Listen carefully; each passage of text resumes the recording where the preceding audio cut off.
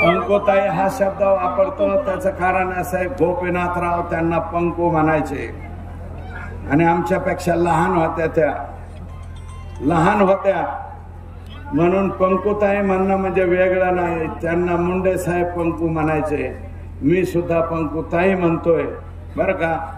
पंकजा ताई सुद्धा नाही. अहो ताई, तुम्हाला ताई साहेब म्हणला, मी ताई साहेब म्हणला, तुम्ही काय मान राखला माझा, असं कस काय केलं तुम्ही. हे करायला नको होता तुम्ही, जे नको ते केलं. मला पाडायला निघाला आणि ही शिट्टी आणता माझ्या विरोधात. अरे हे एवढं मोठं बदगाड आहे पंकुताई, हे कवर हलणारच नाही. आता तर हे बदगाड परत येतच नाही कधी. आणि यांच्या संस्थेवर काम करणाऱ्या मास्तरांनो, महाराष्ट्र राज्याच्या विधानसभेचा निकाल जाहीर झाला.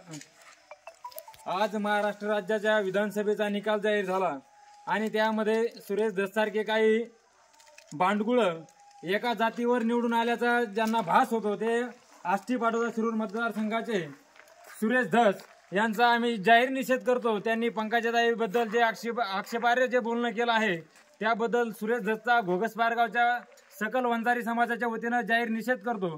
तसेच भाजपच्या पक्षश्रेष्ठींना माझी एक विनंती राहील की सुरेश धस यांची भाजपा पक्षामधून हकलपट्टी करण्यात यावी.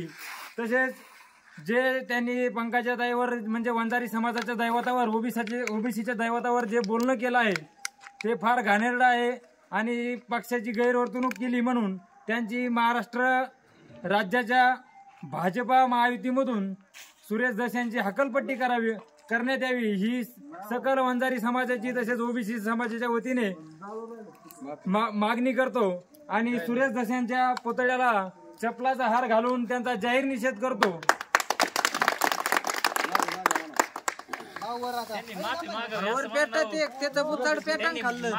सुरेश धस यांनी माननीय पंकजाताई पालवे मुंडे यांची जाहीर माफी मागावी.